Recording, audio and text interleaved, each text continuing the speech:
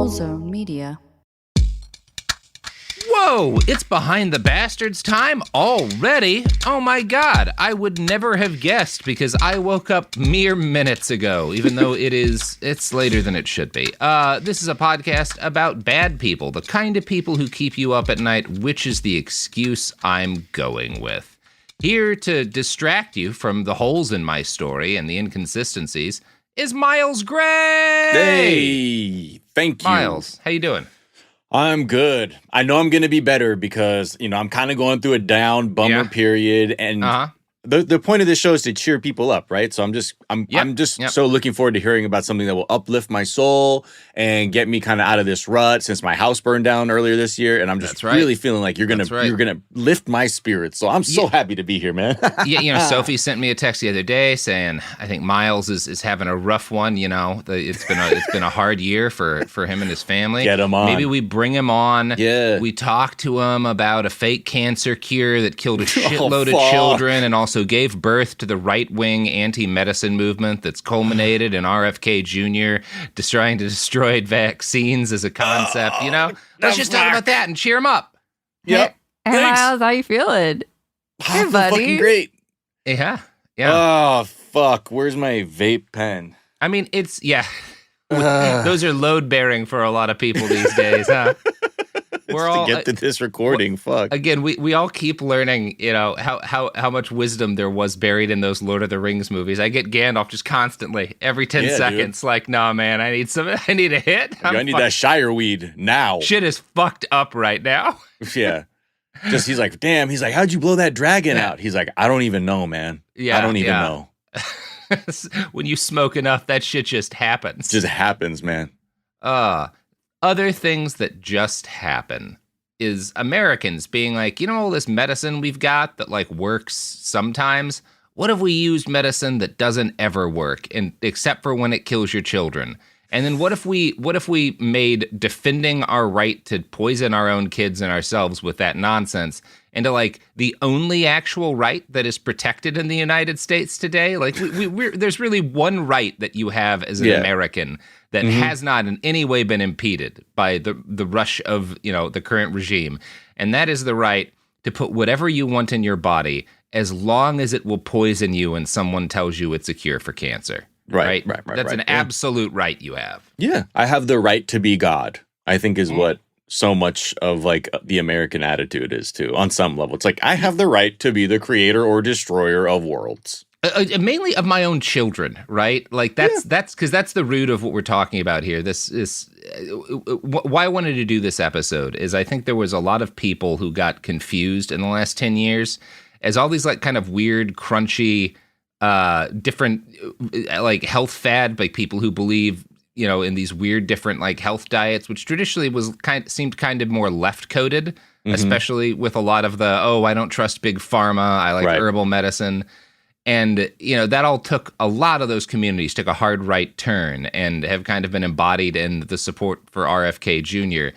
And it surprised people. And this story is about how that stuff has been going on a long time. Like, we are talking about the first step on the roads to RFK Jr., on the roads to the anti-vax, like the modern anti-vax movement, on the road to people taking ivermectin and poisoning themselves as a cure-all for everything. Like, this is the first drug, this is not the first quack drug Americans got into, but it was the first major fake cancer cure, and it was the first time a fake drug came out. There was a backlash against it from the professionals, and the political right wing lined up behind it to support it in an organized way. This is how the far right got in bed with quack medicine.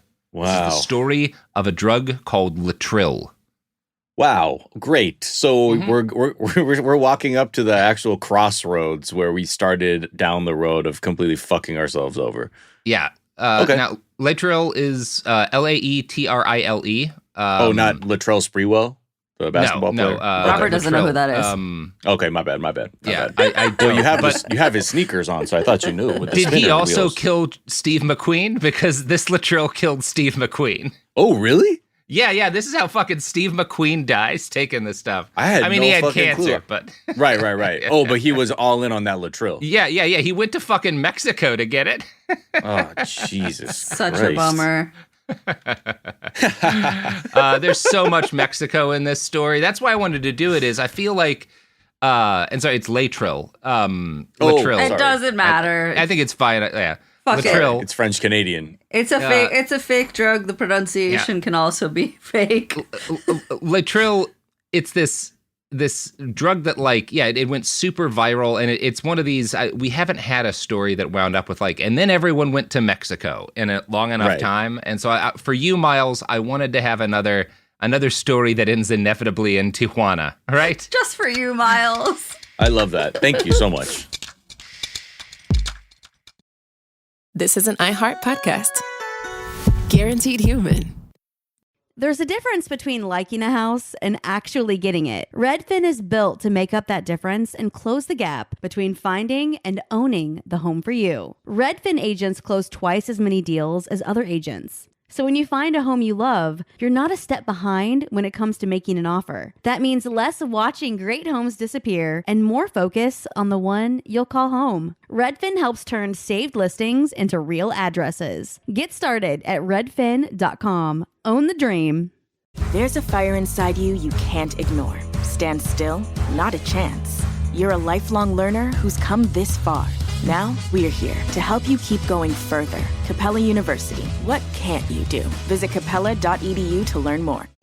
Thank you for calling the Bombas Comfort Line. Bombas make socks, slippers, tees, and underwear made with the highest quality materials. Press 1 for comfort, 2 for style, 3 for donation. You chose style. Bombas has styles for whatever you enjoy. You can run in Bombas, lounge in Bombas, dress them up, dress them down, but always give back in Bombas. Because with every item purchased, another is donated. Bombas, comfort worth calling for. Go to bombas.com/audio and use code AUDIO for 20% off your first purchase. That's BOMBAS.com and use code AUDIO. Support for the show comes from Public, the investing platform for those who take it seriously. On Public, you can build a multi-asset portfolio of stocks, bonds, options, crypto, and now generated assets, which allow you to turn any idea into an investable index with AI. It all starts with your prompt. From renewable energy companies with high free cash flow to semiconductor suppliers growing revenue over 20% year over year, you can literally type any prompt and put the AI to work. It screens thousands of stocks, builds a one-of-a-kind index, and lets you backtest it against the S&P 500. Then you can invest in a few clicks. Generated assets are like ETFs with infinite possibilities, completely customizable and based on your thesis, not someone else's. Go to public.com/podcast and earn an uncapped 1% bonus when you transfer your portfolio. That's public.com/podcast. Paid for by Public Investing. Brokerage services by Open to the Public Investing Inc. Member FINRA and SIPC. Advisory services by Public Advisors LLC, SEC registered advisor. Generated assets is an interactive analysis tool. Output is for informational purposes only and is not an investment recommendation or advice. Complete disclosures available at public.com/disclosures.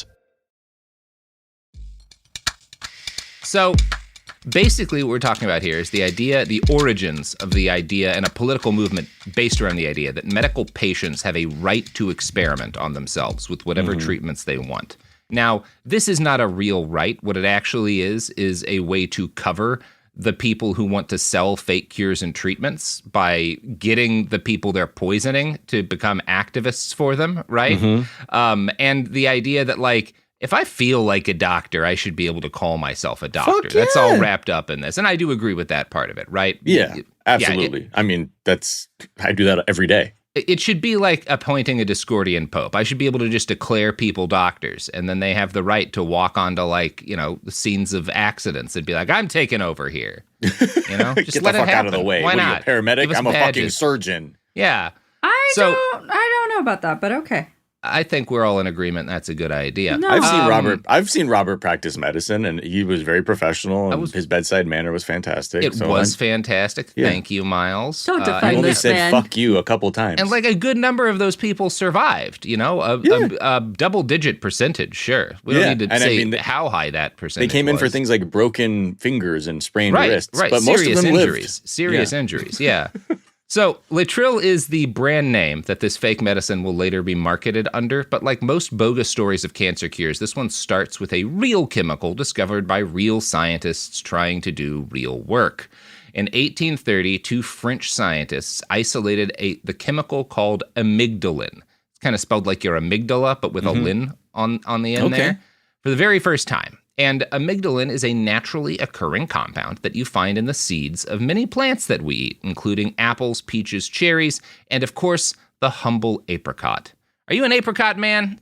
Oh, ever Miles? since I saw Call Me By Your Name, absolutely. That got you on the apricot train, huh? That was like, I'm missing out. Yeah, Well, yeah. You do not actually want to be apricot pilled, Miles, Apricot because pilled? it can poison you to death. No. So, when I was a kid, I read this like Miles' soul leave his body. I'm worried. If I'm going to be honest, oh boy. What does it mean? Like, don't ingest the pit? Well, yeah. It's hard. You have to work to eat an apricot pit because they're not small, and you have to like break them up and stuff. Like you have to really want to get that fucker. You shouldn't, and I'm going to tell you why. So, oh shit! All right. When I was a little kid, I read like a children's detective book. I think I couldn't have been older than 11 or 12, where like the central mystery was this whole class gets horribly poisoned with cyanide, and like no one can figure out why. And the answer is that the school was making its own applesauce, and they left the seeds in, and a bunch of seeds got like concentrated in a chunk of the batch, and the kids who ate from that got sick because cyanide exists inside apple seeds, or amygdalin exists inside apple seeds. It's not quite true that there's just straight up cyanide in there, but that is the case with a bunch of different fruit seeds, that they have a compound, amygdalin, that can become cyanide, because when you expose amygdalin to different enzymes, those enzymes will break down this other thing in amygdalin into hydrogen cyanide, right? As well as several other compounds. So it's not that there's straight up cyanide in there, but there's an enzyme that's in your body that it doesn't necessarily, but it can potentially turn it into cyanide. You're okay. So you're setting the stage. I'm setting the stage here. I'm setting the stage. I don't think that book I read as a kid was entirely accurate, but it did inform me that this was in apple seeds. It was called the Hardy Boys. Seeds. Yeah, it was the fucking Hardy. I don't think so. Now, back in the early days of cancer treatment, and again, amygdalin is discovered in the 1830s by French guys not trying to do cancer drugs. But the 1830s we're kind of starting in the mid-1800s to understand cancer's a thing in a way that approaches a modern understanding. This is a slow process. And we're starting to experiment, particularly in the late 1800s, with some like prototypes of what will become some actual cancer treatments. And one of the things that we understand from a pretty early point, and this is primarily when we're thinking of cancer as just a couple of different cancers that create like visible bumps and tumors and stuff, right? You know, some melanomas and stuff where you can see it, as opposed to a lot of the cancers that are harder to diagnose. And one of the first things we do that does kind of work in some ways is you burn it, right? Like you get rid of that fucking thing. You do something to burn away that tumor, cut it away, cauterize the edges. Wait, that was early cancer treatment? Yeah, and that can work. Like if you catch like a skin cancer early and you just cut that fucker out. Oh, like something topical, right? Yeah. Because they're not like looking inside people in the mid 1800s, being like, he's got like this weird colon cancer or something like that. Burn it. Much. That's a lot harder to do. Yeah. But the cancers that people are finding early, they're like, well, sometimes you can cut it off or burn it off or whatnot. They're using different compounds, and sometimes that helps, right? Okay. Thank you for saying right, as if I have any kind of like chemistry or medical background, right? It makes exactly, dude. It can break that down to the cyanide for sure. First, you got to think about it. Like the first cancers people are aware of is like, okay, well, Craig's sick and he's got this big thing on his face or whatever. Right. What do we try cutting that fucker off? Yeah, that makes sense. Is that going to help? You know. And so they're using different kinds of certain different kinds of chemicals as well to like burn it away. And there's a thought that like, well, cyanide kills stuff in the human body. It like kills cells. Maybe it could kill cancer cells. Unfortunately, when German scientists, and of course it was German scientists who were first like, let's give people cyanide to try to fix this. But who will we give it to? Normal members of society. Yeah. Yes, ethically, yes. Ethically. So they try this in the early 1890s, and it's very immediately clear that like, oh, this is ineffective and dangerous, right? Maybe there could be some way to do this, but it's kind of impossible to stop the cyanide from killing everything else. Right. Yeah. Pretty effective like that, yeah. there's this initial thought that like maybe amygdalin could be a cancer treatment that gets dropped because it doesn't work. And so far, no one's a bastard here, right? You're talking about the early in the 1890s, you're like, fuck, why not? Let's give it a shot, you know? Yeah. You're throwing everything at the cancer while you can. We just found out about germ theory, folks. Right. We don't know much. Still early doors, man. Let's figure it out. All right, fuck it. Let's try. So, enter Ernst T. Krebs. This is the Krebs of the Krebs family. cycle? Yeah, sure. Why not? Let's credit him for that. Absolutely not. The Krebs cycle is correct, and nothing Ernst T. Krebs Sr. ever said was right. So the Krebs cycle is not his baby. Oh.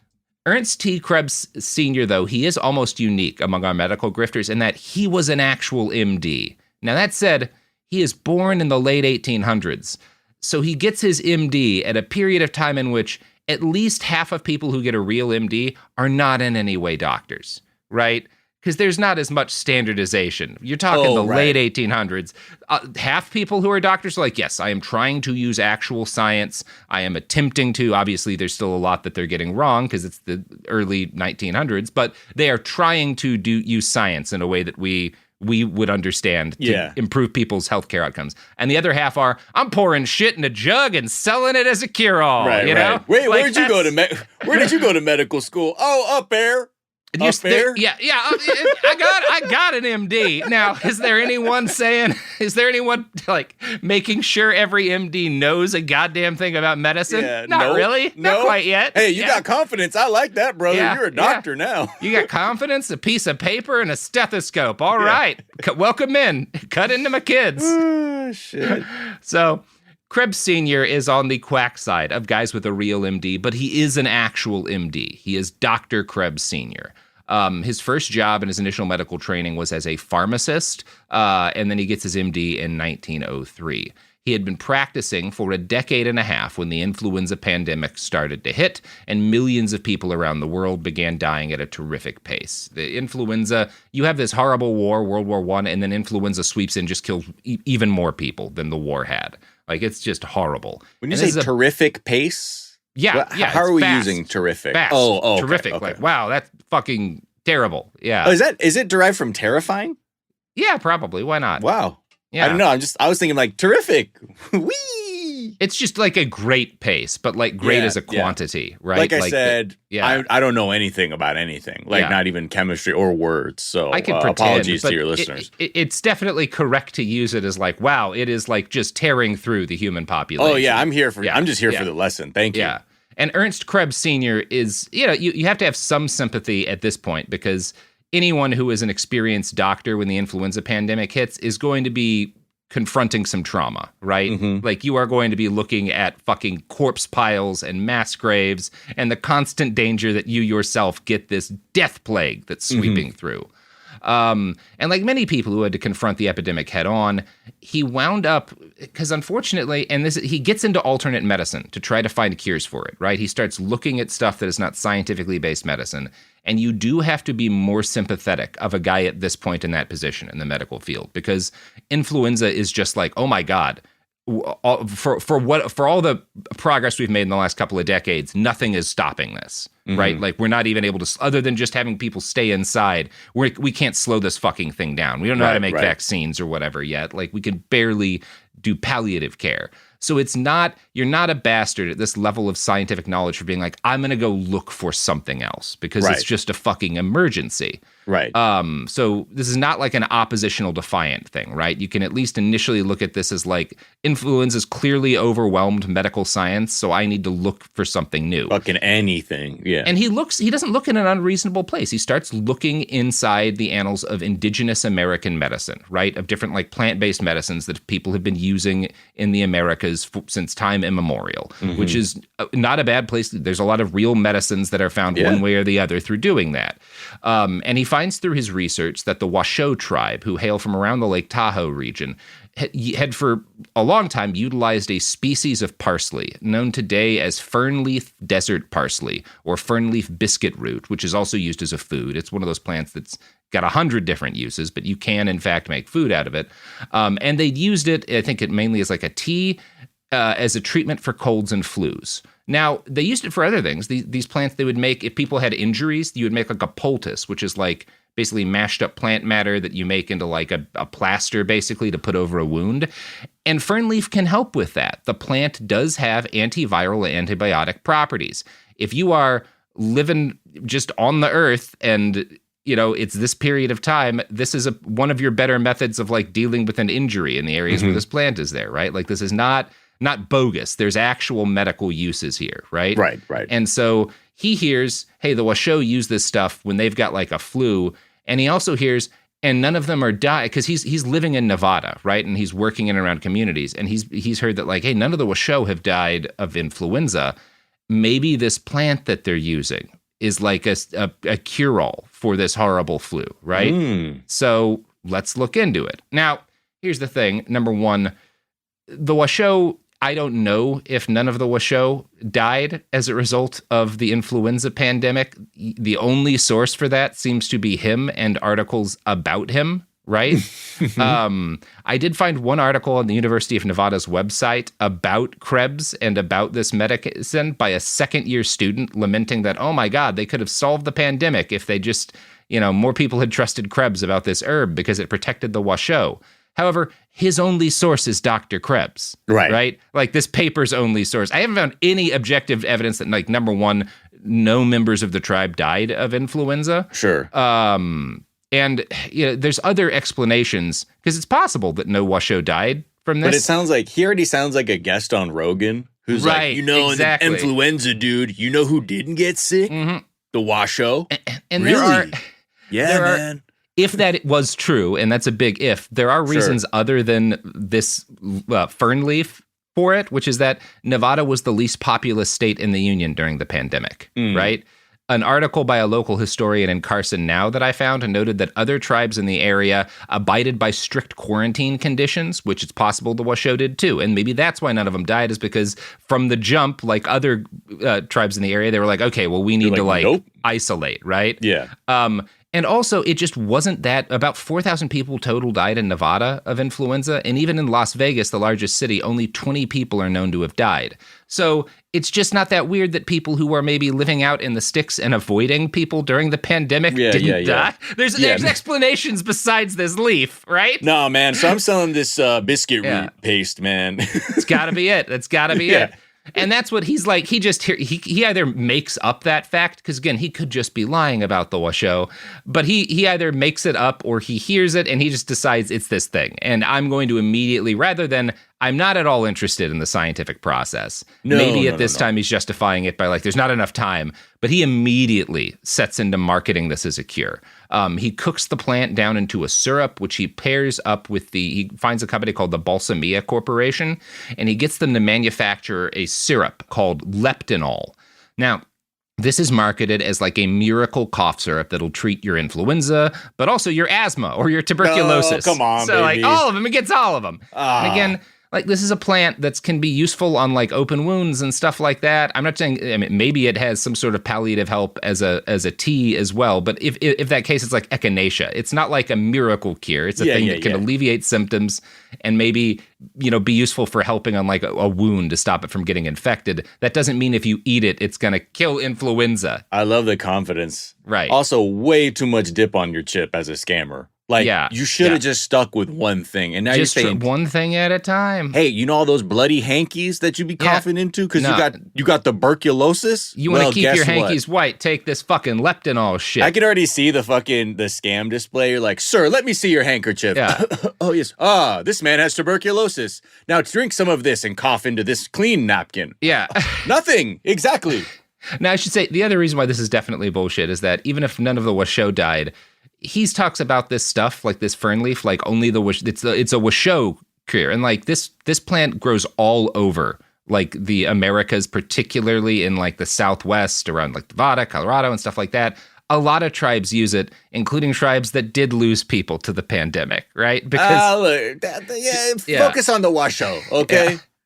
Who knows what they were getting into over there, yeah. This belief that, like, just because it's, like, natural indigenous medicine, it's, like, all-powerful is, like, look, man, medicine is pretty advanced now, but, like, I can't walk into a grocery store and buy a cure to every disease, right? Yeah. Like, The fact that you have some useful medicines doesn't mean that they're going to cure things. I know. Just like the exoticism of like indigenous Americans to help kind of fuel it is just also so fucking despicable to be like, you know, the mystical, the Native American plant, you should drink it. Yeah, first you do a genocide that is in large part fueled by your use of disease to kill people, and then are like, I'm going to market their cures to get rich. Yeah. Oh, so American. So anyway, speaking of bad things, ad things.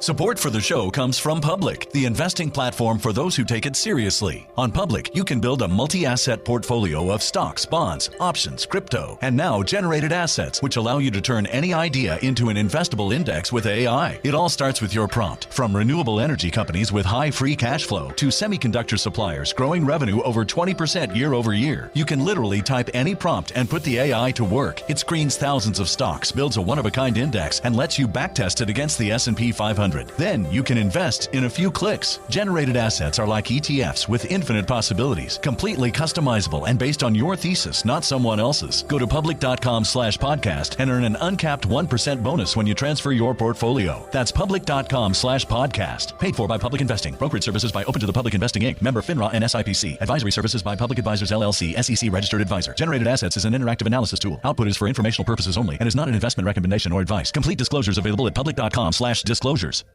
This is Bethany Frankel from Just Be with Bethany Frankel. Most dog food is marketing, not nutrition. That is why Biggie and Smalls eat just food for dogs, real 100% human-grade food with ingredients I actually recognize.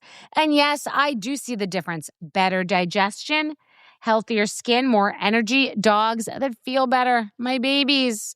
If you've been on the fence about switching, stop overthinking it. What's more important than your furry babies and their health? Go to justfoodfordogs.com right now and get 50% off your first box. No code needed. Just try it.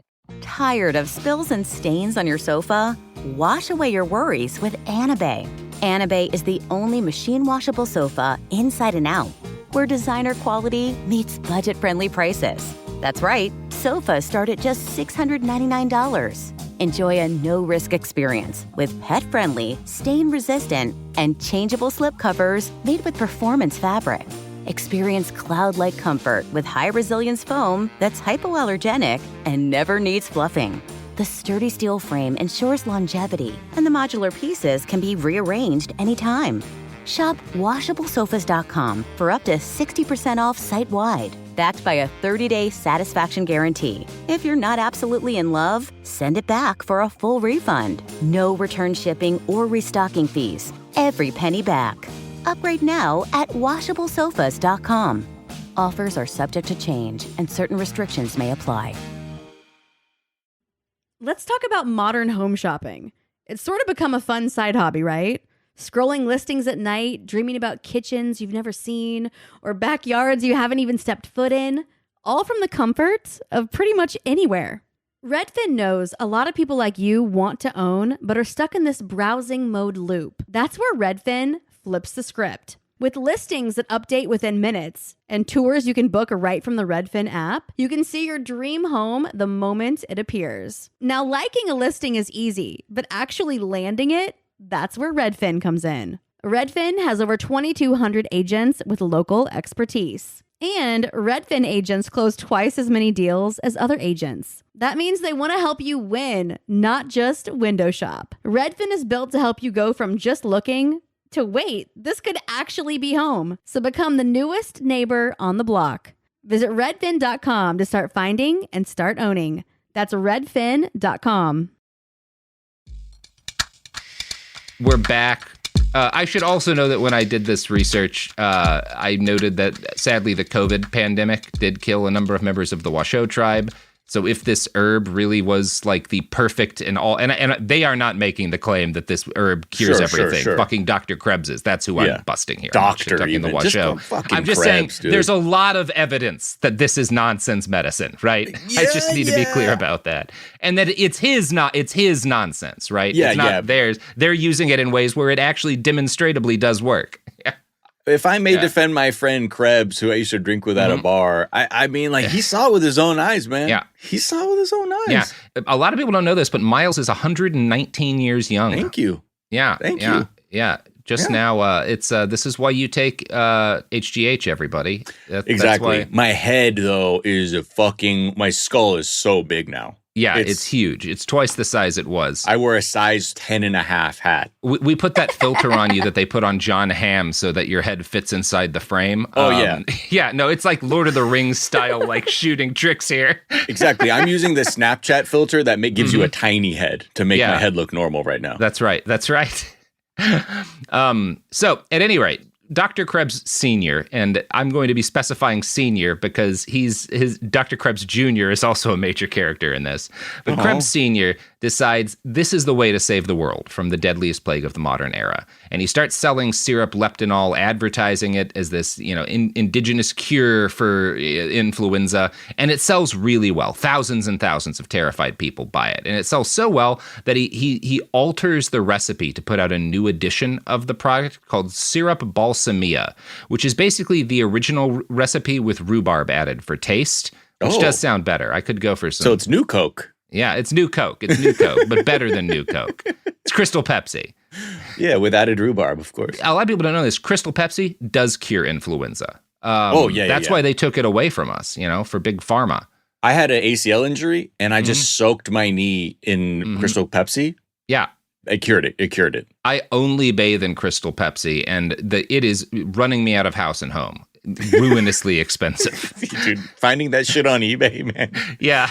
Half of it's turned slightly yellow, man. If you could find that shit, it does not look good anymore. The cans are bulging. It needs to have been refrigerated since 91. So a very good article on Laetrile in Quackwatch claims that this new syrup with rhubarb, quote, bore labeling which recounted how leptotemia had protected the Washos and which promised users miraculous results. It strikes at the cause, the circular read, quickly checking germ action. Now, his marketing is good, but the product is utterly bogus, in part because there's no way to even verify what's actually in these syrups, right? Is there even any of this plant in there? You don't know. Nobody knows. You have no way of knowing what Dr. Krebs is selling you. There's no way to know.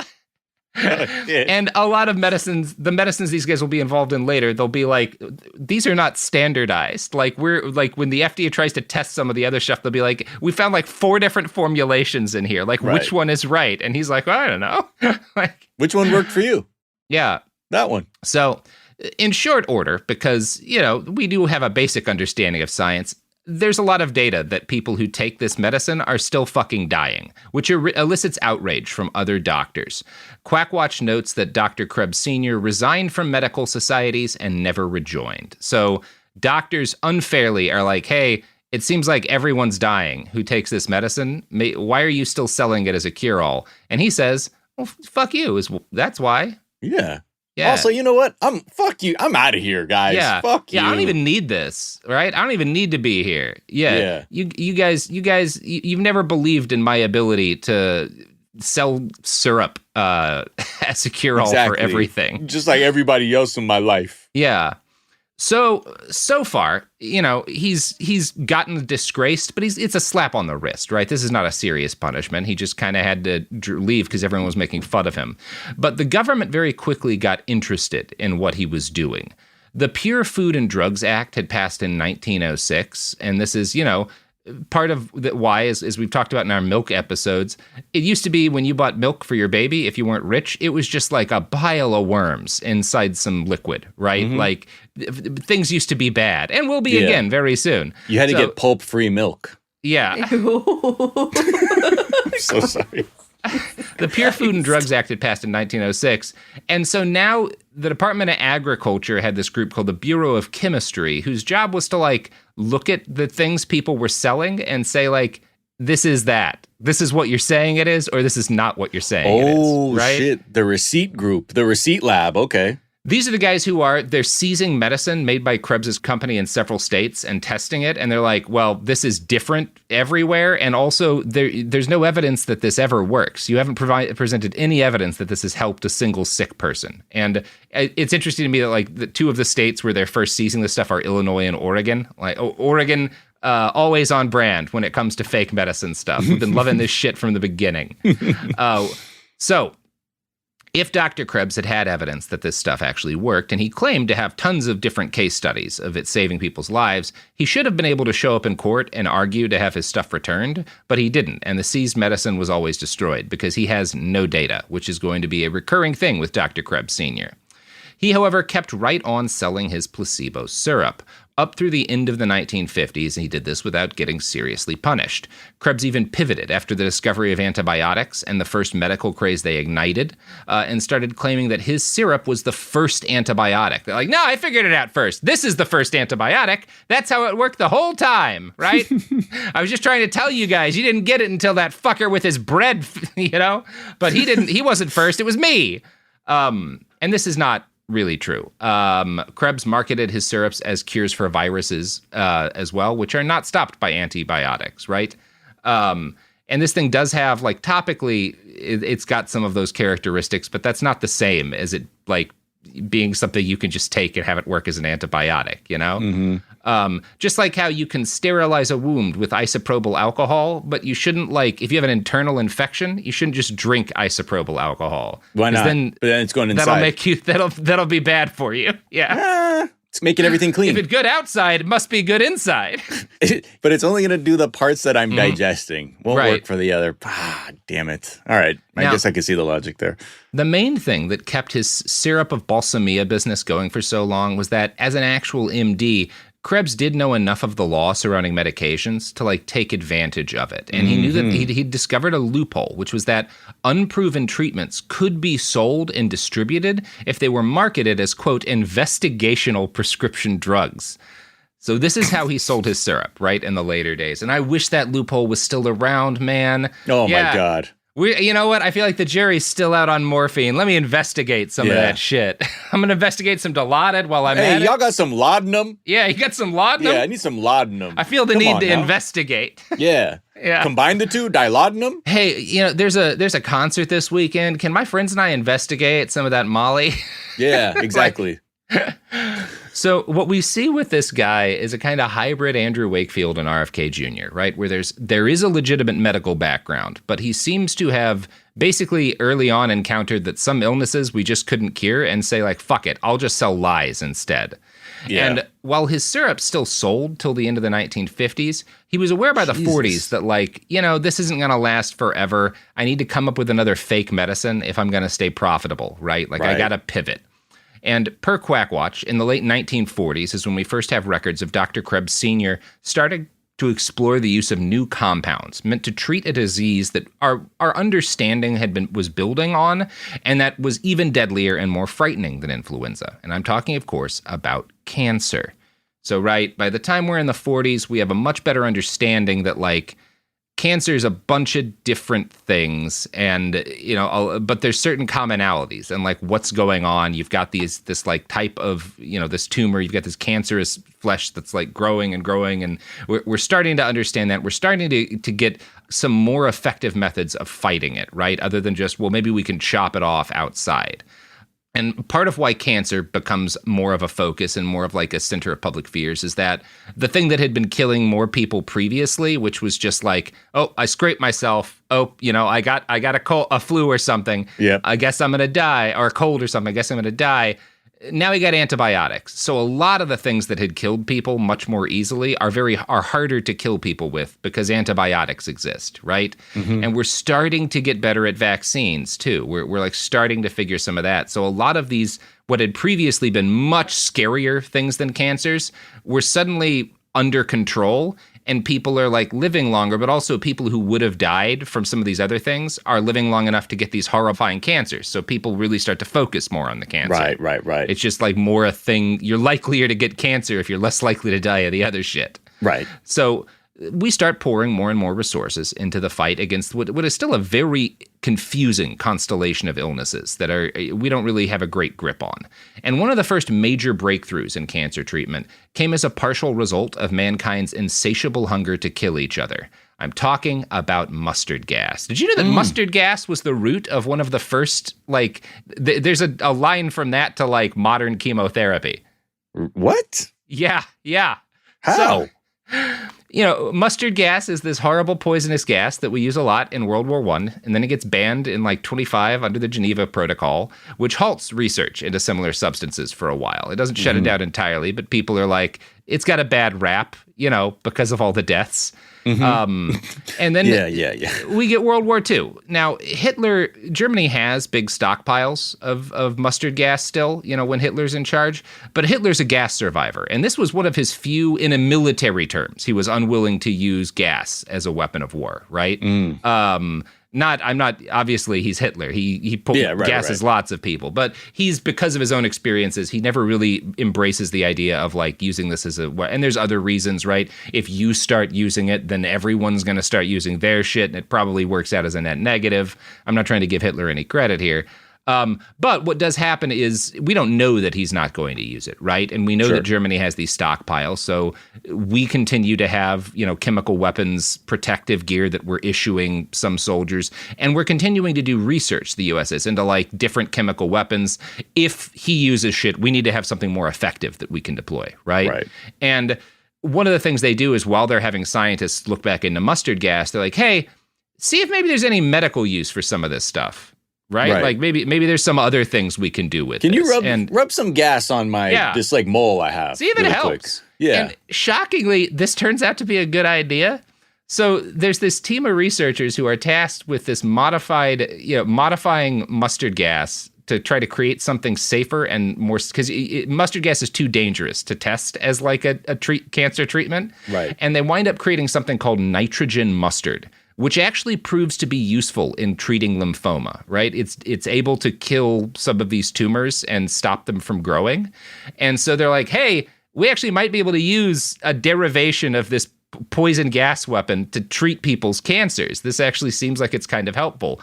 And weirdly, like the research gets a shot on the arm after, in December 1943, there's this German air raid in Italy, and it hits a boat that's full of mustard gas. And so, like, a shitload of people get gassed. And it's an accident, but, like, a fucking 1,000 people either get injured or killed by this gas that gets blown up. And they do autopsies on a bunch of them. And the autopsies show that, like, some of these guys, because we can identify these people, had cancer before they were killed by this poison gas and this freak accident. And their tumors seem to have been suppressed, right?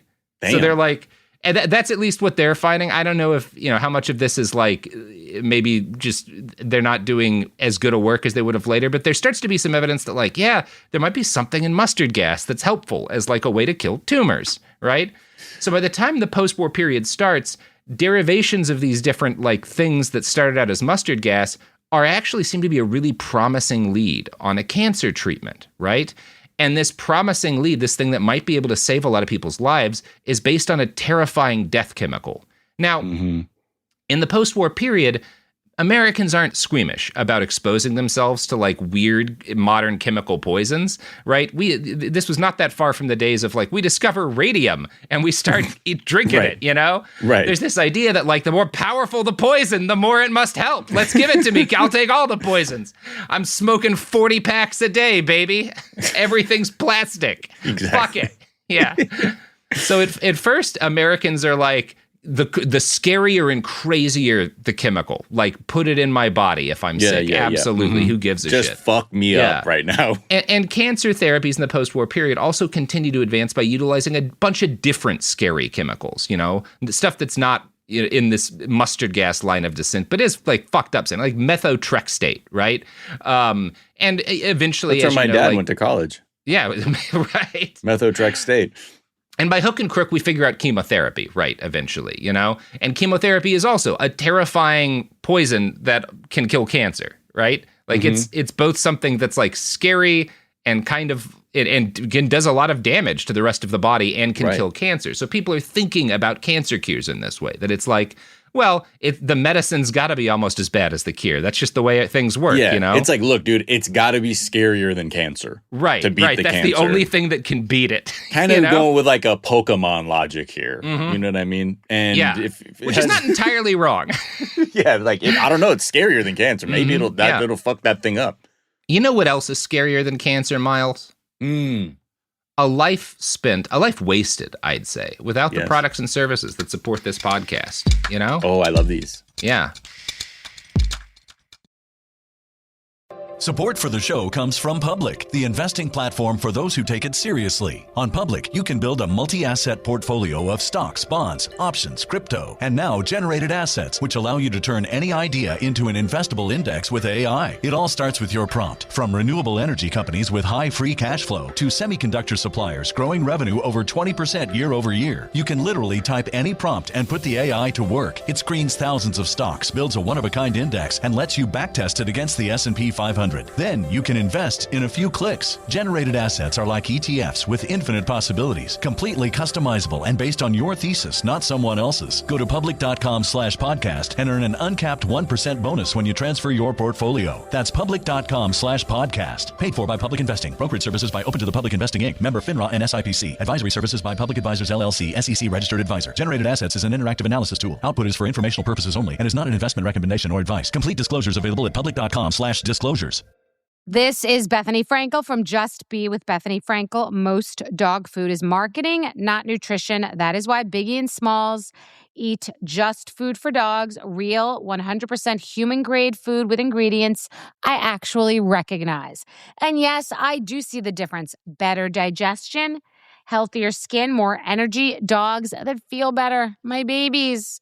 If you've been on the fence about switching, stop overthinking it. What's more important than your furry babies and their health? Go to justfoodfordogs.com right now and get 50% off your first box. No code needed. Just try it. Life gets messy. Spills, stains, pet accidents, and kid chaos. But with Anabe, cleaning up is easy. Our sofas are fully machine washable, inside and out, so you never have to stress about messes again. Made with liquid and stain-resistant fabrics, that means fewer stains and more peace of mind. Designed for real life, our sofas feature changeable fabric covers, allowing you to refresh your style anytime. Need flexibility? Our modular design lets you rearrange your sofa effortlessly. Perfect for cozy apartments or spacious homes. Plus, they're earth-friendly and built to last. That's why over 200,000 happy customers have made the switch. Upgrade your space today. Sofas start at just $699. Visit washablesofas.com now and bring home a sofa made for life. That's washablesofas.com. Offers are subject to change and certain restrictions may apply. Let's talk about modern home shopping. It's sort of become a fun side hobby, right? Scrolling listings at night, dreaming about kitchens you've never seen, or backyards you haven't even stepped foot in, all from the comfort of pretty much anywhere. Redfin knows a lot of people like you want to own, but are stuck in this browsing mode loop. That's where Redfin flips the script. With listings that update within minutes and tours you can book right from the Redfin app, you can see your dream home the moment it appears. Now, liking a listing is easy, but actually landing it, that's where Redfin comes in. Redfin has over 2,200 agents with local expertise. And Redfin agents close twice as many deals as other agents. That means they want to help you win, not just window shop. Redfin is built to help you go from just looking to wait, this could actually be home. So become the newest neighbor on the block. Visit redfin.com to start finding and start owning. That's redfin.com. And we're back. So, by this time, the kind of post-war period, the late 40s, Dr. Krebs Sr. is an experienced medical grifter, and he can tell cancer cures are going to be the next big moneymaker, right? People are reading every week about new breakthroughs in cancer treatment, and also people are more scared of cancer than they used to be. So, that's the fucking place to be. Mm-hmm. And he also knows people expect a cancer cure to sound metal as fuck, right? The first versions of these anti-tumor agents are literally made from WMDs, right? So it's gotta be some powerful shit if it's gonna do anything. Yeah. And there's a lot of use in this period. There's people using different acids to burn away tumors. And he had started in his own writings to theorize that cancer proteins might be broken down by an enzyme that he'd prepared and played around with back in pharmacy school. An enzyme made out of apricot kernels, right? Mm. So he's thinking about amygdalin, this stuff that contains a form of cyanide, and cyanide can burn away at a tumor. Yep. So he starts fucking around with different extracts from these seeds, and he creates something that's like amygdalin and a couple of other things, a mix of them that he calls sarkanase. And he tests this on rats to be like, does this save the rats from cancer? Now, most credible versions of the story, and we have a few versions of how he comes up with Laetrile, but most versions of the story will say that sarkanase proves so toxic and dangerous to the rats that he's like, well, back to the drawing board, killed all my rats. Shit. All right, it's not going to work as a mayonnaise, guys. Let's try and reformulate this. I thought sarkanase would be a hit. Now, that may be what happened. I found a positive account about Dr. Krebs in an article for the San Diego Reader because a lot of real journalists did a lot to launder this guy's nonsense. And that article claims, and I'm thinking this is pretty close to the claims like Krebs was making, Dr. Krebs administered his extract to cancerous laboratory mice in the hope that the condition of the mice would improve sufficiently to substantiate his beliefs. The results were encouraging and disappointing at the same time. Some of the mice showed signs of improving, and there was evidence that the growth of their cancers had actually been slowed, but others showed no reactions to the drug whatsoever. Worse yet, some of the mice died suddenly. Since scientific judgments are based on recognizable and predictable patterns, and since no definite pattern of success had emerged, Dr. Krebs could only conclude that the substance in its present form was not adequate. And you see how they're like, no, it's not totally bad. Some of the mice looked like the cancers were slower. We can't say that they were cured. Like, we're not actually claiming that, but also a bunch died. But, it wasn't totally bad. Okay, what's the balance, Dr. Krebs? What's the balance there? What'd you say, like 60-40 were cured and 40% died? What are you thinking? This is like, if I'm like drunk driving my 4Runner through a trailer park and I hit 6 people and 3 of them live, I'm like, look, there was success and failure in me driving through that trailer park. We had both. It's mixed. It's too early to say if this is bad for trailer parks. It's a push. Find a new angle. It's a push. I got to reformulate, Maybe get a different kind of Toyota to drive through a trailer park. Okay, less acid next time I get in the 4Runner. Sure. It's really going to help us with getting that Toyota sponsorship, Robert. Toyota, you sponsor this podcast, and I'll lie about doing that kind of shit in a Ford. Or a Chevy, fuck it. So there's no evidence that any mice were cured by this bullshit, but we do know that Dr. Krebs Sr. lied frequently about having records and notes from his experiments that he didn't have. Whichever version of the tale you believe, he starts exploring with other less toxic formulations after this. In 1949, per the official story, his son, Dr. Ernst Krebs Jr., who is not a doctor, but is a junior, starts working with his father and modifies his toxic sarkanase compound into something closer to straight amygdalin, and he names it Laetrile. And this is the official bio as given by Laetrile devotees. How did I say that one wrong? Weird. Now, there are alternate stories as to how Laetrile comes around, and one of them is pretty fun. A later dealer of this stuff, Michael Cuthbert, who knew Krebs Sr., made this claim, and I'm going to quote from a Quackwatch article here. Krebs ran a lucrative business analyzing smuggled whiskey for wood alcohol and developed Laetrile while working on a bourbon flavoring extract. During experiments with mold growing on the barrels in which the whiskey was aged, he isolated an enzyme that he thought might have anti-tumor activity. When his supply of barrel mold was exhausted, he switched to apricot pits and used extracts, which he called sarkanase, for various tests. And what I love about this is that, this is dressing it up, but when you're analyzing smuggled whiskey for wood alcohol and developing a flavor, he's in the bootlegging business. He's being given different kinds of moonshine, and his job as a chemist is to make it taste like whiskey, right? That's where this medicine comes from. So your doctor... Nah, I'm like a illegal booze flavor adder. That's like hearing look, that's like if your doctor's like, I got this cancer cure I invented. Oh, how'd you invent it? Well, I was cutting cocaine for a friend of mine, and I got this perfect mix of baby laxative and fentanyl that I really think knocks out tumors. Yeah, it's called the eye of the needle because I threaded that shit. I threaded that shit perfectly. They send me the base straight from Bolivia, and I can step on that shit 16 fucking times, baby. It's crazy how Molly on this shit is, man. Yeah. Fucking Gregory Hines, the way I'm stepping on this. He's rubbing his gums the whole time, blinking a shitload. So basically, old man Krebs wound up, bootlegging his way into a cancer treatment. Now, most stories do agree that it's his son, Krebs Jr., who ultimately figures out the final version of the substance, Laetrile. And so before we go further, it's probably worth talking about his son a little bit and giving that bio, too, because there's a couple of bastards, and Krebs Jr. is one of the big ones. Just Ernst Krebs Jr. Like not a real person. I know. Ernst Krebs Jr. was born in Nevada, and most articles, especially from fake clinics that market Laetrile and other bogus cures, will say that he's a doctor, right? Dr. Ernst Krebs Jr. I won't be calling him that because he wasn't one. Yeah. He said he was a biochemist and an MD, but he was neither.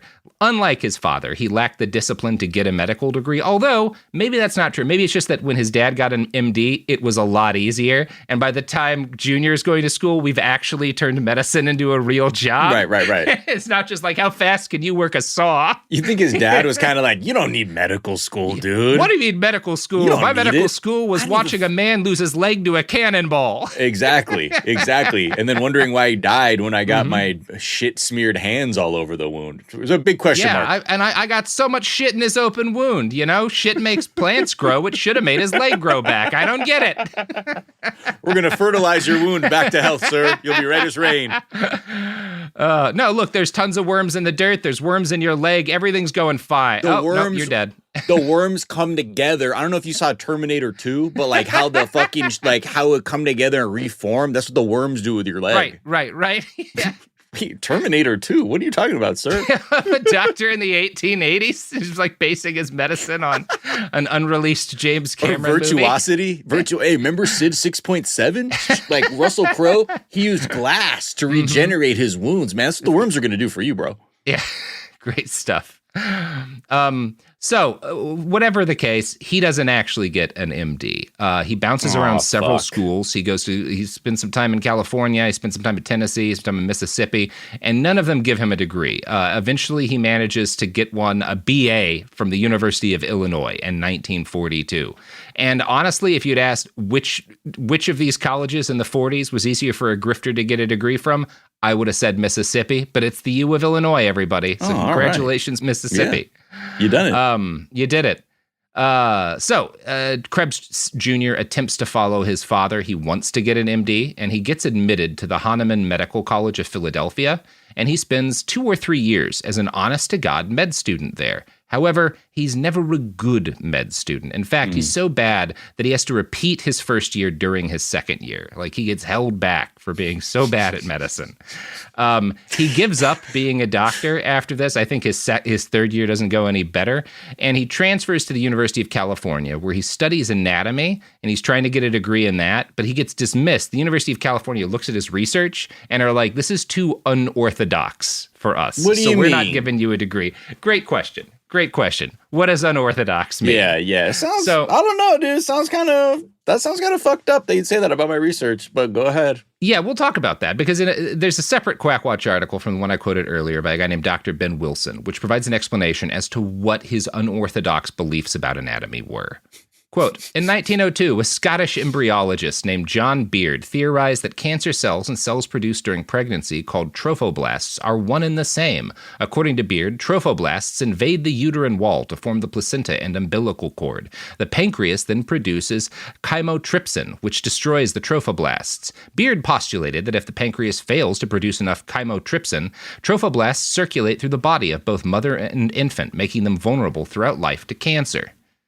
And, this is Beard is making this theory in 1902, so he's not a bastard for just being wrong. There's a lot of no bad ideas at this point. Yeah, truly. However, I'm like, oh, you got the answer? And everyone's like, no.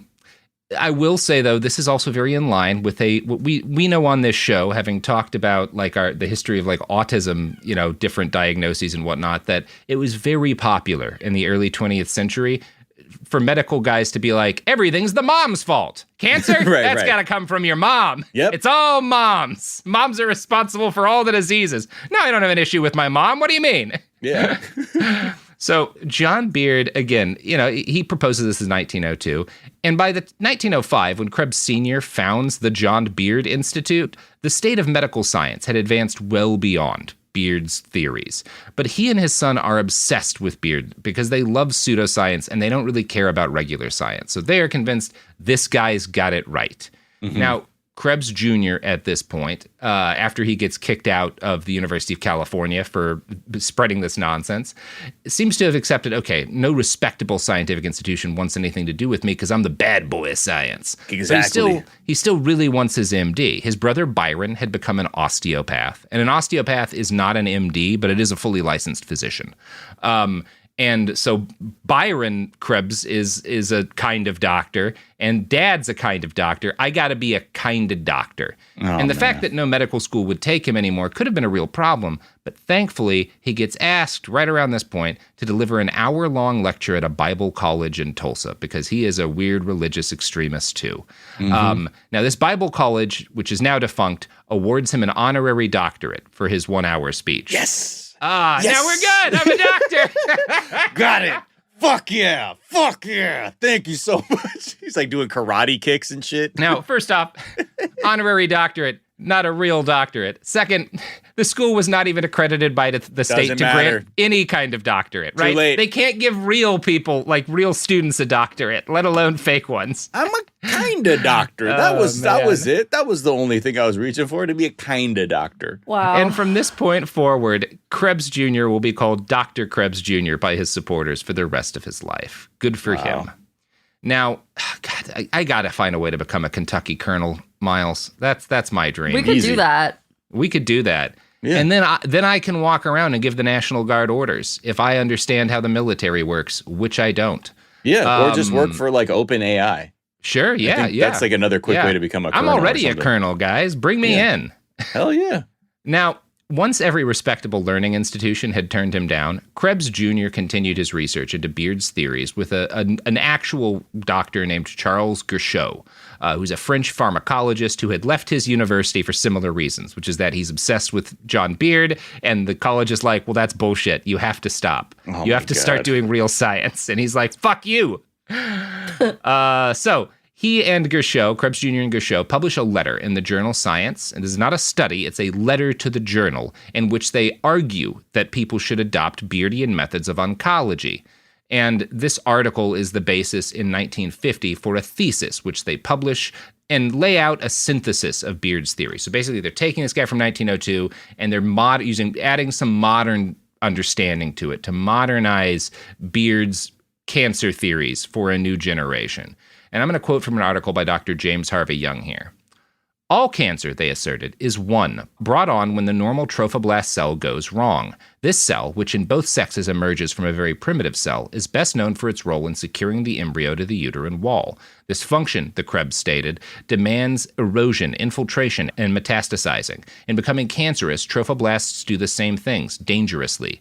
Beard had said that some pancreatic enzymes attack trophoblasts. Krebs and Gerchot had found an enzyme they believed to be specifically antithetical to malignant cells. So basically they're like, yeah, it's all the fault of these trophoblasts. And my dad found out that there's these pancreatic enzymes that attack trophoblasts. So what we got to do is find an enzyme that specifically attacks just these trophoblasts when they're going crazy. And we think we've got it. We found it out, right? Boom. Huzzah. Exactly. Now, given that this is about Laetrile, and I've already told you that Krebs Jr. discovers how to make Laetrile in 1951, you might expect that to be the enzyme that he and Gerchot put forward in their 1950 study. It is not. Oh. The initial cancer silver bullet they're selling is a different enzyme called chymotrypsin, which has nothing to do with Laetrile. But for whatever reason, they switched to Laetrile in 1951 and edit their theory about how cancer works so that this new substance is what makes most sense as a treatment. Wait. That's how real science works, Holy baby. shit. They're like, well, we got this other one we can sell. Mm-hmm. All right. Mm-hmm. Get some white out. Get some white out. Get some white out. Nobody's going to remember. Laetrile. It's fine. It's Laetrile. It's always been Laetrile, y'all. This is the new formula. We just spelled it wrong. I got this thing. I write like my L's as C's. You know how it goes. Guys, I was going through a benzo withdrawal then. I was fucking wacky, man. Yeah. I didn't know what I was saying. So the proposed method of action for Laetrile was based on the fact that it contained a precursor chemical, which, as I said, there's this amygdalin in there, which has like a precursor to fucking cyanide. And when that chemical is hydrolyzed by an enzyme called beta-glucosidase that is in high concentration near tumors, the Laetrile will release hydrogen cyanide, right? So basically the problem is, we know cyanide can kill tumors, but it also just kills everything else. How do you just get the cyanide to the tumor? Oh, well, if people get Laetrile injected into them at a tumor, then this beta glucosidase will turn the chemical in Laetrile into hydrogen cyanide, and it'll just get released on the tumor, right? Mm-hmm. Then where does it go? Great question, Miles. First off, there's a lot of issues with this. That's not even the first issue with this. First off, they believe, but I am explaining that like this is what how they're saying it works, right? Yep, that straight like, in there. You shoot it in, the beta glucosidase will turn it into cyanide around the tumor, but not anywhere else. So whatever we inject into you will be fine for the rest of your body. And he comes up with a method that like, well, normal cells are actually going to be safe from the rest of this stuff because normal healthy cells that aren't cancerous contain something called rhodinase, which is an enzyme that detoxifies hydrogen cyanide and isn't found in cancerous cells. Now, you might have noticed a problem with this, which is that cyanide kills people. Mm-hmm. And if like cyanide kills healthy people, so if your normal healthy cells have a thing that detoxifies hydrogen cyanide, how does cyanide kill people? Mm-hmm. Mm-hmm. Right? How? Are you seeing the maybe problem? If like that's normal for cells to just detoxify cyanide?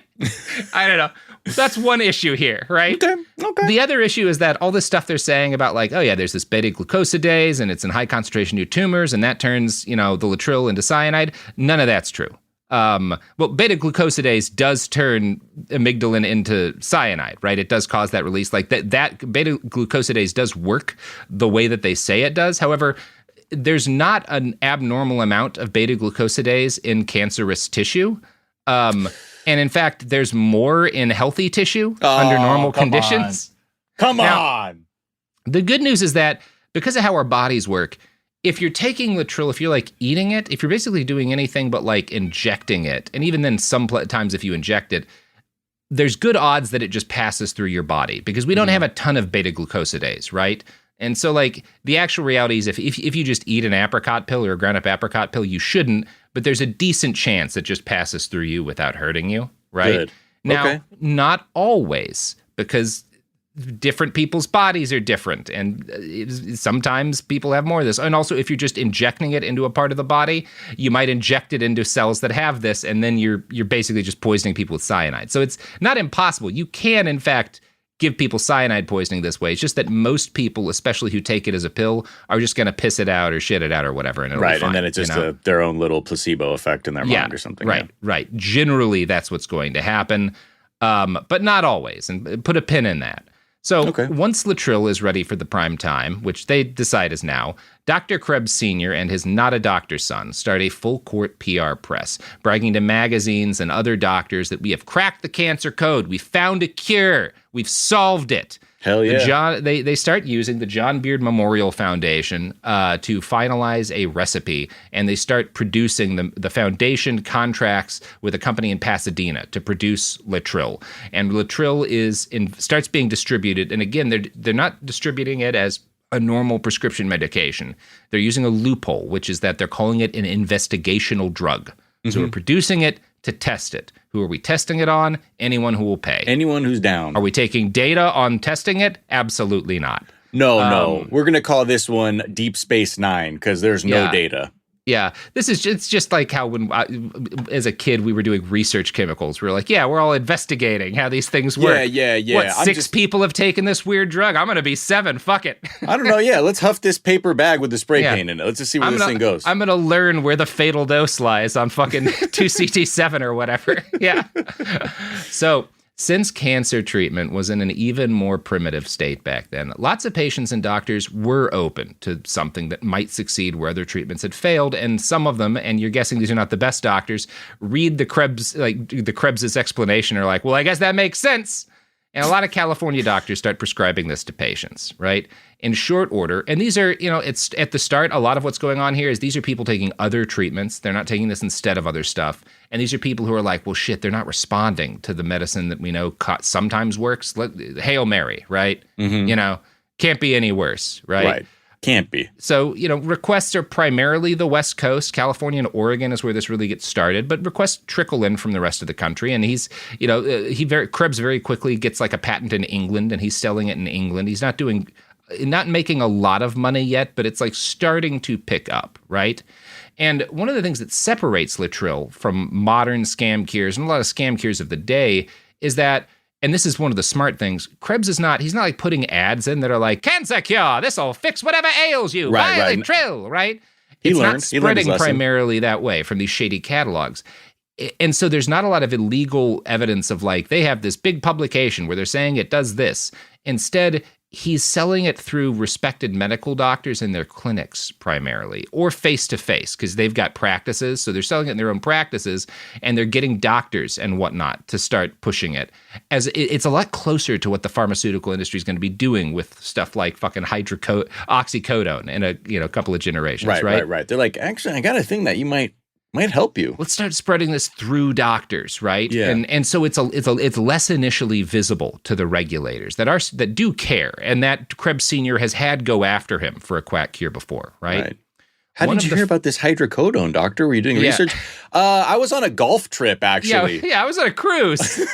All the best medicines discovered on cruises. Dude, yeah, you always it's this weird. The best medicines I discover are like on these sick ass vacations that the pharmaceutical companies take me on. No, look, ma'am, I'm not going to lie. Your tumor is very aggressive, but I think if I spend 6 weeks on the Greek Isles, I think I might figure out a cure. I might figure something out. I'm off to Mykonos, but I will see you. Hey, sit tight. Sit tight. Now, one of the first Laetrile merchants was a guy named, I love this name, Glenn Kittler. And yes, his last name is spelled exactly how you'd spell Kitten Hitler's name. Glenn Kittler. K-I-T-T? Yeah, Kitten Hitler. Kittler? K-I-T-T-L-A-R. It's so funny. He was the manager for a clinic representing a bunch of doctors in New Jersey, and he's not like an oncologist or anything, but he heard a tape of Krebs Jr. explaining Beard's theories and decided, this Krebs fellow is on his way to a Nobel Prize. Another early doctor and Laetrile advocate was Arthur Harris, a Scottish physician who'd studied under John Beard before moving to Southern California. Once he heard about Laetrile, he renamed his practice the Harris Cancer Clinic, and several months later wrote an article for Coronet magazine that he was working on something that might be the answer to curing cancer. So, and stuff like this, doctors are talking to magazines, there's early stories, some of which but it starts to get this buzz that, like, there's a cancer cure out in California that's works better than anything, fucking crazy that you're hyping cancer medicine like a rapper is announcing teasing an album. He's like, I'm actually in the lab right now. I'm cooking something up. I'm cooking some shit up. It's gonna blow your fucking mind. You guys are gonna fucking flip when I release this shit. It's a certified banger, and by that I mean cancer cure, okay? Right. Yeah. Buckle up.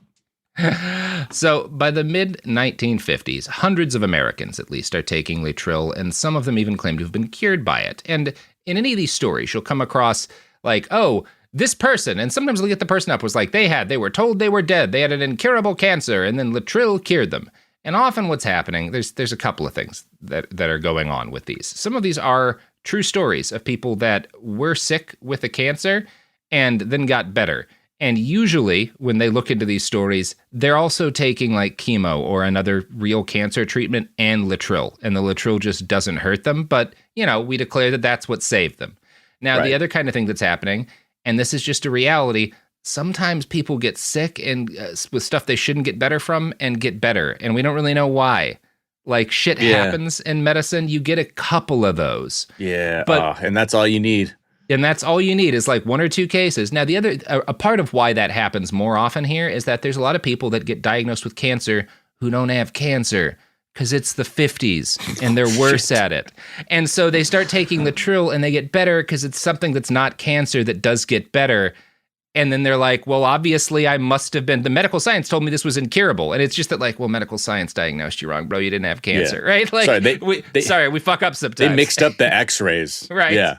Again, everyone's pretty drunk, especially the doctors. So like people fuck up, A cancer diagnosis in 1950 could be a lot of other things. Oh yeah. They're looking at the fucking negatives all backwards and shit. Smash. Like, that's cancer. And again, the doctors are drunk, the patients are drunk, and these patients, there's also a lot more medical science and just science in general from 1900 to 1950 has made so many insane leaps that if somebody who's like a scientist And these are real doctors selling Laetrile. People are not generally buying this at this stage. They're just like seeing it in a catalog or having like some flim-flam artist walk up and say, I know what you need. Like it is a doctor in a medical office saying, try this. Yeah. So I want to make it clear. The first regular people who are buying Laetrile for their cancer are not quacks and they haven't been conned. They are generally people who are trusting their doctors. Right. Yeah. That is the start of the Laetrile story, right? Is not people who have been conned. It's just people whose doctors are wrong. Going with the some flow of those of what doctors they are felt corrupt was, as shit. normal medical practice. Some of those doctors are just fucking up, right? Because less is known. But the people at this stage are not kooks, right? They're not even all that into alternate medicine. They've just been told, we can do nothing for you, right? But here, try this.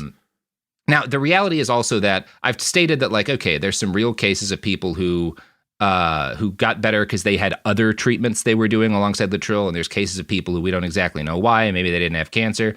But when the majority of the case studies that were being, because they'd bring up names, they would name patients and whatnot, and reputable researchers would trace back these patients.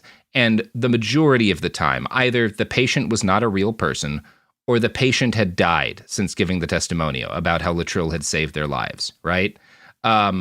That is overwhelmingly what we start finding. You're talking about like modern day bots for your medical data? Yes, yeah, because who's going to check on it? I know. Fucking, oh my God, these poor fucking people. These guys were making fucking names. I'm like, oh yeah, that was a W right what's there. hard is that initially they're not putting this out in like articles where they're naming people where it's a lot easier. It's like a doctor talking to other doctors at a conference, or one of Krebs or one of their people talking to people at a conference and naming all these people, but it's just in the room. And like, who are you going to do? Go online and search this shit? You're going to start filing records requests in other states? Right. Like, no, you've got Bart drinking Simpson to do. It's cured. the 50s. Yeah. Right. So state regulators, though, do start to get more involved in the late 1950s. The California Medical Association's Cancer Commission is the first professional organization that starts reaching out to Krebs Sr. and saying like, hey, we've heard about this Laetrile stuff. It's getting prescribed everywhere. And the doctors that we've talked to, who talked to you, said that you've got data on this stuff working. Can we see it? Yeah. Right? It's like that scene from The Simpsons where like Skinner and the superintendent are like, the Aurora Borealis contained entirely within your house. Right. Can I see it? And he's like, of course. No. I'm going to quote from Dr. Young's article again.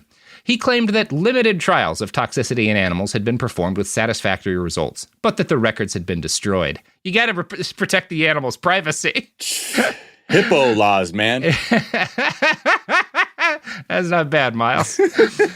No human trials involving Laetrile had been undertaken, but the commission was offered case reports of patients in which spectacular results had supposedly been observed. However, the details claimed by the Krebs team could not be confirmed by other sources. The commission was able to obtain a small supply of Laetrile for animal tests at 3 medical centers, all of which produced negative results. Right? So they cannot actually pin him down. He's just claiming to have this data, but he won't present it. And when they get some Laetrile to try, they don't see any evidence that it does shit. Well, what kind of animals are you using? They have cancer? Yeah. How bad is there? Oh, no, wrong kind of cancer. Were they messed up? What do you mean messed up? Is that a medical term? They gotta be fucked up. They gotta be fucking messed up, bro, or the Laetrile won't work. Yeah. So this begins the process of medical experts trying to clamp down on Laetrile hysteria. And over the next years, the Krebs face increasing resistance to their business selling this stuff. In 1956, as a result, Krebs Jr. makes contact with a wealthy Canadian benefactor, R.L. McNaughton, who would go on to be one of the most important people for popularizing this stuff. Everybody in this script sounds like a fake person. They do. R.L. McNaughton's very real. Andrew R.L. McNaughton or something like that is his full name, yeah. R.L. Stein. These are all very real names. You want to know who McNaughton was? No. Oh, cool. It's going to bum me out. Cool. This guy is fascinating. So if the last name McNaughton sounds familiar to our Canadian listeners, it's because his dad was General A.G.L. McNaughton, commander of Canada's armed forces in World War II. During the war, Andrew worked as a test pilot for the Royal Canadian Air Force, and after it, he used his experience. He'd gone to business school prior to the war, and so when the war ends, he's like, wow, there's a lot of war surplus that we don't need, but other countries might need it because they like fighting wars. What if I start running guns, So he's like this fail son of this successful general and is like, well, I'm done being an adrenaline junkie as a pilot. Now I'm going to be an adrenaline junkie smuggling arms illegally into war zones. Yeah. He's just like drunk. He's like, dude, my dad's got a shitload of guns at home, dude. Canada's got a lot of them lying around. He's got so many guns, dude. He won't even fucking know. He's one of the first people to smuggle guns into Palestine before Israel as a state. He's smuggling them into the Haganah, right? Like, and then at kind of the early days of the Israeli state, he's smuggling them guns, right? Wow. So like that's one of his first jobs. But also this guy crosses the spectrum because he pretends to be working to sell weapons to the Batista government in Cuba, right? Which is the government that Castro overthrows. So you think like, oh, okay, that's consistent. You know, that's consistent with his other smuggling. But no, he's not actually working for Batista. He's completely on board with Castro. He fucking loves Castro. And so he's pretending to sell guns to Batista. But whenever a shipment comes in, he's tipping off Castro's rebels so they can steal the guns. Castro makes him an honorary Cuban citizen because of how crucial he is to the revolution. He was a shady drug dealer who was setting up his fucking custodies like that. He's like, both, and he's doing both. He's smuggling arms to Israel and to Castro. It's fucking wild stuff. He's about that money. He's just about that money. He's about that money. Yeah. And I think honestly, I suspect a lot of it is just like, these are the two scariest places to smuggle guns into right now, and I'm kind of an adrenaline junkie, so fuck it. Yeah. And he's like, dude, and I take them on me. Yeah, I carry them on me. I love it. I walk like this, dude. I've got so many guns on me. Dude. Just walk anything right to in. Declare? Nothing at all. I'm good. Clink, clink, clunk. So there's bullets falling out of your pant leg? Nah, it's just that's hairs, pubic hair. I gotta go. It's my pubic hair. It looks that way. I have a lot of copper in my diet. Bye. So this shady gun dealer was not at all concerned about the fact that modern medical science could provide no evidence that Laetrile worked. The fact that people didn't want it sold seemed to excite him because, again, he's the guy that, like, where don't people want me smuggling guns? That's where I'm smuggling guns, baby. Holy shit. He founded a company, Bioenzymes International, and he built factories in 7 countries to sell Laetrile. McNaughton's business started operating in 1961, and there's evidence that at least one of its funders was a Jersey mobster. In 1977, McNaughton would admit that, yes, a major mafioso gave me the startup capital, but not because this is a mob front or a crooked business. No. I cured his sister with Laetrile, and the mobster's a wonderful guy, and he wanted to help other people have access to this medicine. No. Why is everyone upset? Wait, so do you think that's real? Like he actually just hoodwinked a mobster? No, I was like, it's a mob business. He just took mob money. I just love anybody.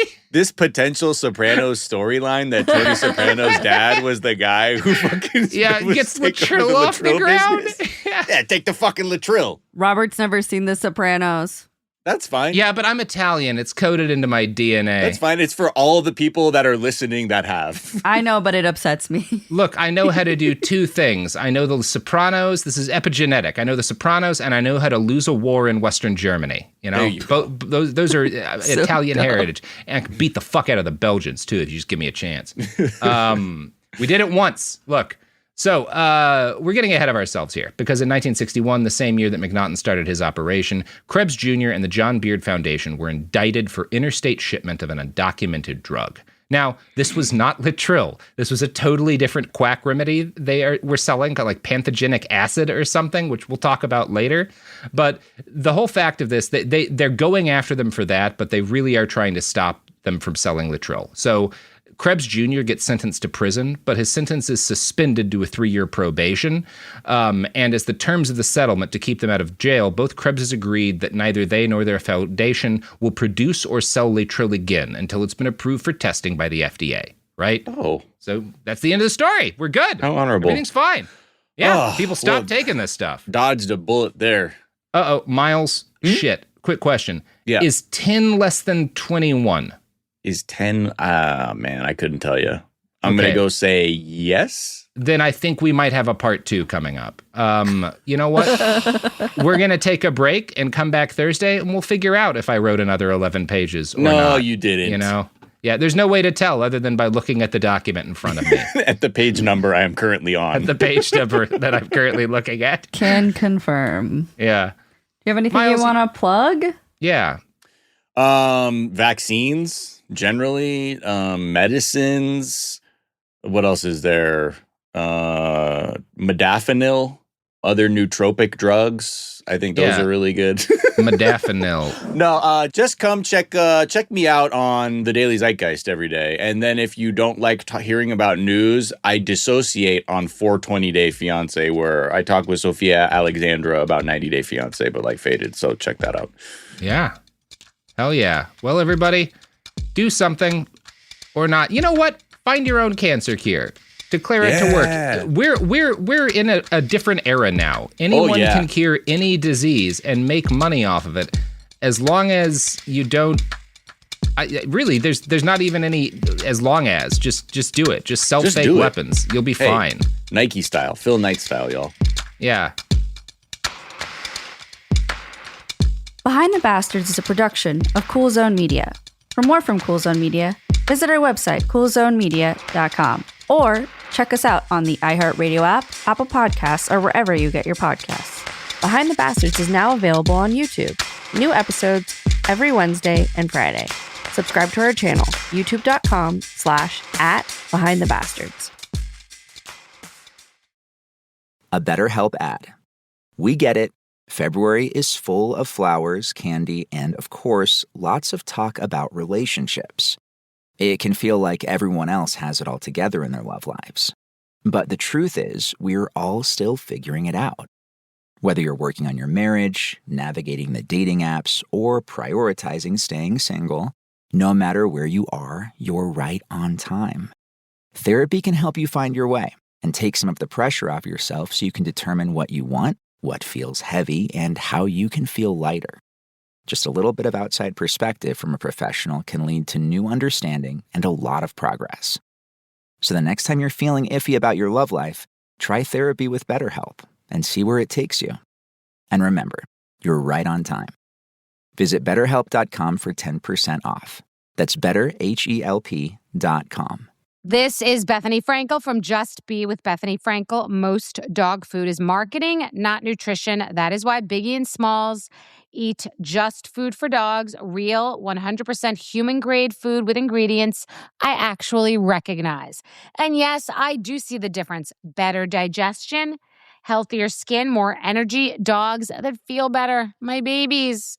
If you've been on the fence about switching, stop overthinking it. What's more important than your furry babies and their health? Go to justfoodfordogs.com right now and get 50% off your first box. No code needed. Just try it. Kids, pets, life, your sofa sees it all. But with a washable sofa, stains don't stand a chance. All of our sofa collections come with fully machine washable covers and cushions, making cleanup effortless. Liquid and stain-resistant fabrics provide extra protection against everyday messes. Plus, with modular designs, you can rearrange your sofa however you like. Perfect for growing families and changing spaces. Starting at just $699, it's time to upgrade to a stress-free, mess-proof sofa. Visit washablesofas.com today and save. Offers are subject to change and certain restrictions may apply. This is Jacob Goldstein from What's Your Problem?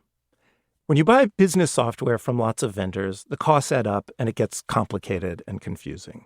Odoo solves this. It's a single company that sells a suite of enterprise apps that handles everything from accounting to inventory to sales.